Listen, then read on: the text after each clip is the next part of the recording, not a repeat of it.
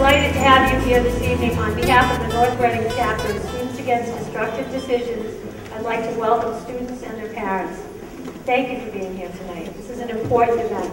Special thanks to our administration for supporting this. We've come together this evening as a community willing to open its mind and heart to new information. Information which will give us the tools to do what matters more than anything else, to protect our children. As parents, we know that there is no greater love than the love we have for our children. We give them life, but cannot live it for them. We teach them, but cannot make them learn. We give direction, but cannot lead them. We teach right from wrong, but cannot always decide for them. We offer advice, but cannot accept it for them. Tonight, it is our turn to be advised. Following this advice may mean the difference between life and death, between incarceration and freedom, between owning a home and being homeless. Tonight's presentation is free of charge.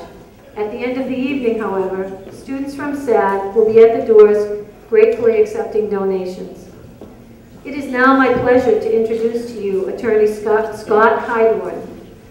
Attorney Hydorn is an associate in the Boston office of Campbell, Edwards & Conroy, a law firm dedicated to the litigation of complex civil matters. He is a 1997 graduate of Trinity College in Hartford, Connecticut, and received his law degree from Northeastern University in 2004. Scott has been interviewed on Fox 25 News and will welcome questions from our students and parents at the close of the presentation this evening. Please assist me in welcoming Attorney Scott Hydorn.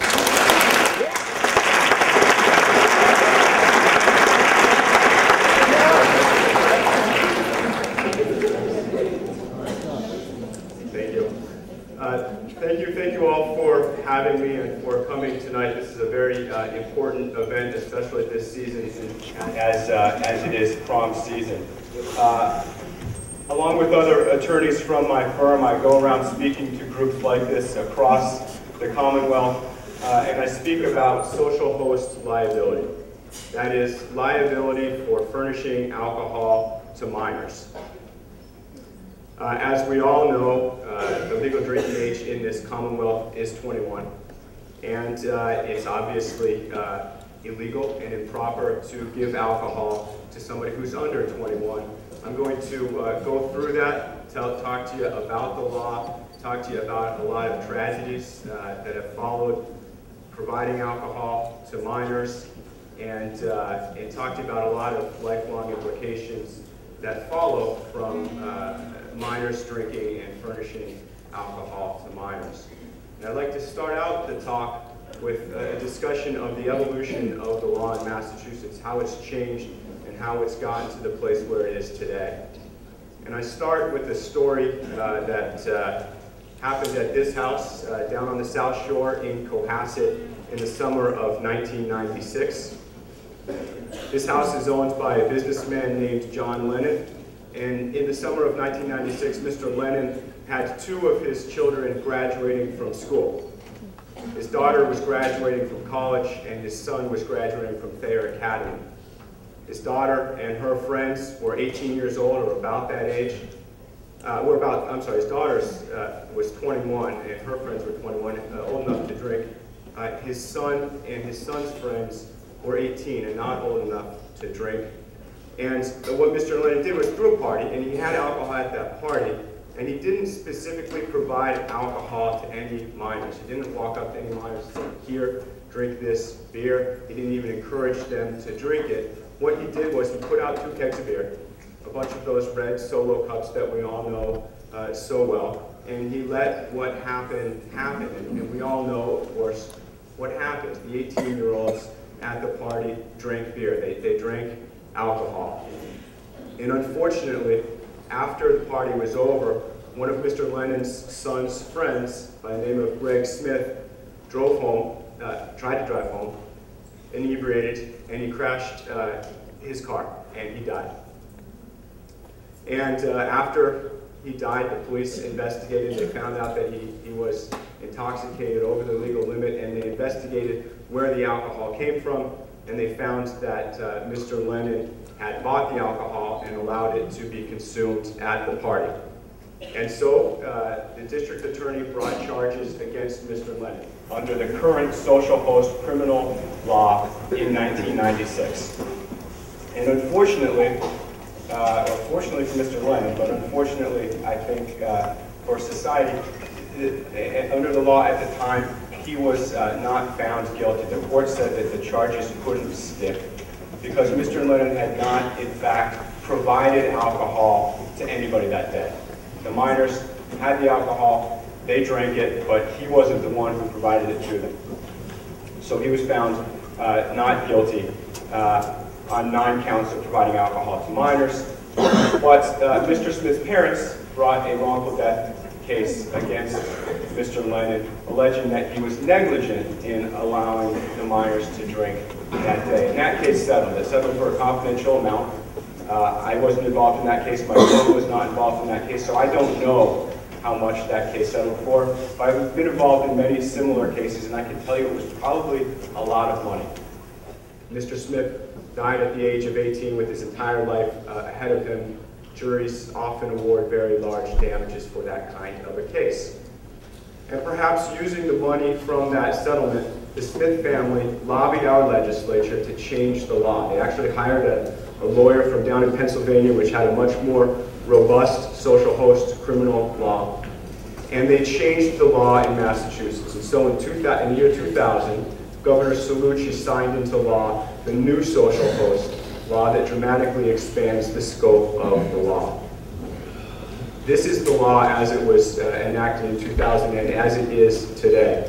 It's Massachusetts General Law, Chapter 138, Section 34. And it says that whoever, and that first word is very important, as we'll see in a couple of minutes, whoever furnishes alcohol for a person under 21 years of age shall be punished by a fine of not more than $2,000 and up to 1 year in prison. And importantly, the law now changed, said, the definition of furnish is to supply, give, provide to, or importantly, allow to possess alcoholic beverages on premises or property owned or controlled by the person charged. So, under the current law, as it is now, in addition to actually giving alcohol to minors, if you allow minors to drink at your house, at your apartment, at a hotel room that you've taken for the night, at a vacation property, at a banquet hall, or any other kind of property or premises that you own or control, you are in violation of this statute, and you can be fined, and you can be sent to prison for up to a year. That's the law in Massachusetts today. This is a map of social host laws across the country. As you can see, there are maybe 4 states that are white on this map. Those are the only states that do not have social host laws. All of the other states have some kind of common law or state statute or city ordinance or something that outlaws providing alcohol to minors. That's the trend. The entire country is going that way. Some states have statutes that are more robust than ours, some that are less stringent than ours, but almost every state has a social host law. So after the new law was passed, everybody was waiting to see how it would be enforced. And this is, I think, the first case that I'm aware of that really used the new law. I think it was in the winter of 2003. That's a picture there of Brendan Neerum at the time, 19 years old.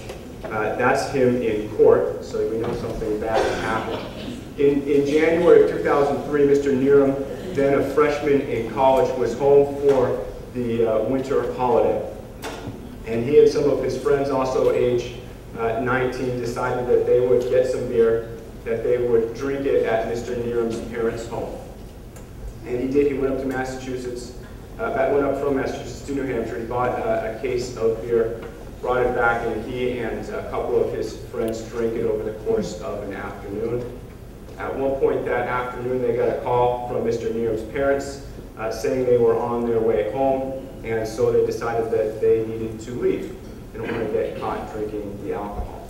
and Mr. Neeram drove one car, and one of his friends named Billy White drove another car.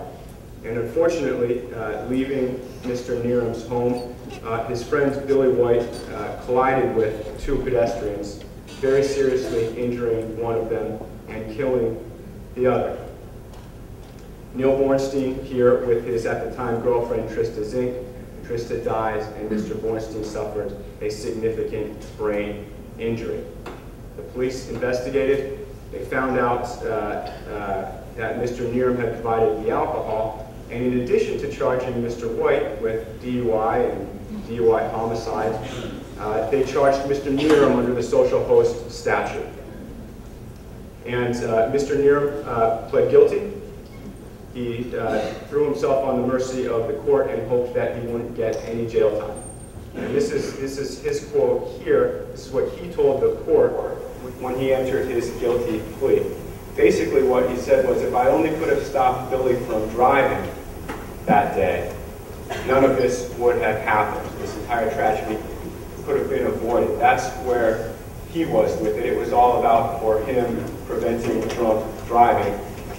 What he failed to accept was his own actions in providing the alcohol to Mr. White. In any event, Mr. Neeram threw himself on the mercy of the court. He was a good kid, no prior record, going to college, and hoped that he would get community service or probation or something like that. But he didn't. He was sentenced to a year in jail, 6 months to be served. And when he received the sentence, he was, of course, upset, and he fired his attorney, and he hired a new attorney, and asked that attorney to appeal the case, even though he pleaded guilty.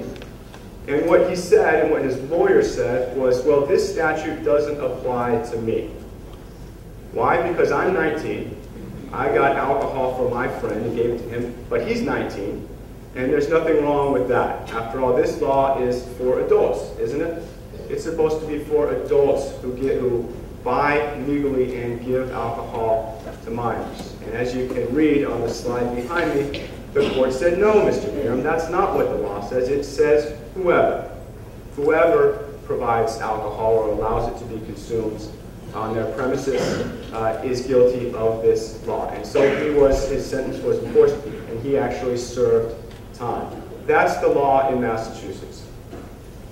Whoever buys alcohol, provides alcohol, or allows it to be consumed on their property has violated the law. If you are a 15-year-old and you buy alcohol and give it to a 20-year-old, you have violated the statute. And of course, if you're older than the person you give it to or allow to drink, then of course you've also violated the statute.